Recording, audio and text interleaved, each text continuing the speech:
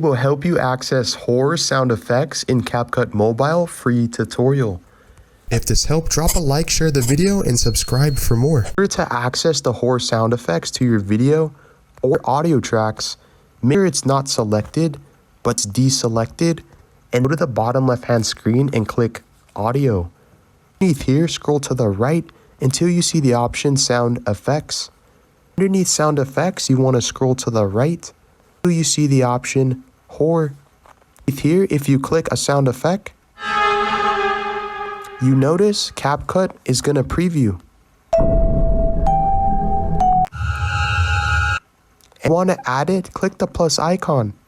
Do the same thing to add multiple by going back to sound effects, clicking the plus icon. Should I say this is the before?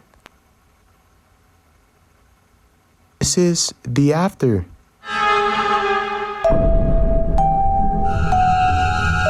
Completely for free.